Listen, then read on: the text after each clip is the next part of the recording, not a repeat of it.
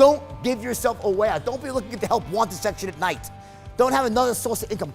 Make yourself. Hello and welcome. Jordan Belfort, the real Wolf of Wall Street, is a former stockbroker that was convicted of multiple fraud crimes involving penny stock scams and stock market manipulation. His company, Stratton Oakmont, was turning over millions of dollars using a pump and dump scheme. Anyway, you've seen the movie. Even though what Belfort did was illegal, he is an incredibly smart individual. Always ask yourself, am I shoving this lead down the person's throat, or are they really a lead? And he's managed to overcome adversity to succeed. When Jordan Belfort discusses how to become successful, he says make success a must. Make the consequences of failure so dire and unthinkable that you have no choice but to succeed. And just how do you make success a must? Belfort says to imagine your future self as successful. I'm the only one who, over the long term, has been paying back investors, so. The feelings that rush you during that imagination process, happiness, satisfaction, sense of accomplishment, act as motivators to work hard now. Set some goals and come up with a successful strategy that allows you to achieve your goals. Give yourself no option but to succeed. All of us want to be successful for both personal achievement and fulfillment, but too often we get stuck in the present, forgetting why we set our goals. Getting himself into a state for acting, a state of certainty, confidence, clarity, right? And where we saw our future selves after having accomplished those goals. Start allocating time in your day to imagine what it feels like to be in that place. Close your eyes and picture yourself accomplishing everything you said you would. Hang on to those feelings and use them as motivators in the now. Successful people are 100% convinced that they are the masters of their own destiny. That combined with the right economic policies and the right tax structure and the right trade deals, I hope he does that as well. They're not creatures of circumstances. They create circumstances. If the circumstances around them suck, they change them. Without action, the best intentions in the world are nothing more than that, intentions. You can be anything you want to be. Never forget that. See, right now you use them by accident. You're like, when you talk, if you feel certain, you talk certain. You can actually use these tone on purpose.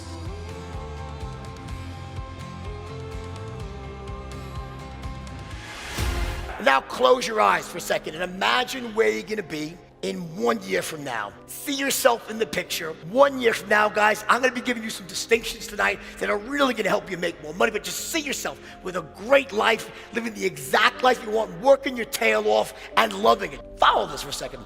We're calling the same leads, selling the same stock, same script. I'm closing 50% or better, and after 4 weeks, 12 guys hadn't closed one sale. It was driving me batty. I couldn't understand it, right? So we would do these marathon training sessions, and just so you know, I'm a big believer in, I live every single day. When I'm running a sales force, every morning I'm in their ear giving a meeting. By the time they made it into the boardroom when I was starting, they'd been conditioned to survive. 1 means they think your product is the biggest piece of crap in the world. They're absolutely uncertain. A 10 means it's the best thing since sliced bread. Your goal, as you move someone down the straight line, you want to get to a 10, as close to a 10 as possible. Now, this is your physiological, emotional state, and what it is how you feel in the moment. You could be the most talented person in the world, the best business person in the world, the best athlete, and I work with lots of athletes, by the way. The best athlete in the world doesn't matter. The best parent in the world. But if you're in a disempowered, emotional state, you can't do shit.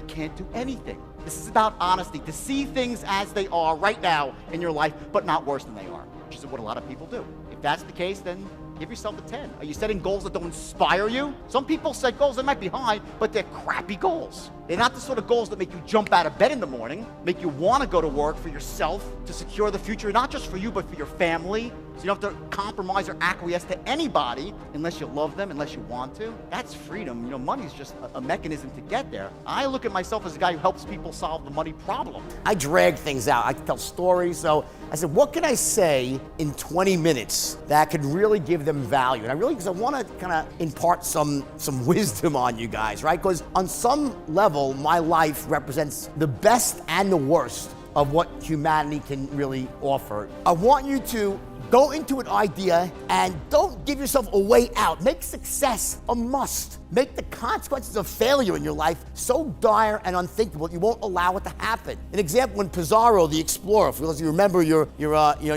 ancient history back in the 1600s, right? 1500s. Pizarro, he went to the New World, and the first thing he did was what? He burned his ships. Why? He gave his sailors no choice but to hack out a new existence in the New World.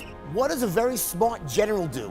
When a general wants to take over a city, does he surround the entire city and lay siege? If he does that, guess what happens? Every single soldier, every man, woman, and child will fight to the death, because they know is that if the city falls, the women get raped, the children get slaughtered, and it's over, right? At the heart of all influence, once you learn to control the linguistic encounter, you will be shocked at how easy it is to influence. Now, I'm not saying that when you control the encounter, you're doing the talking. That's not what I mean. In fact, it's the opposite. When you're in control, you're asking very smart questions, and it's the prospect that's doing the talking.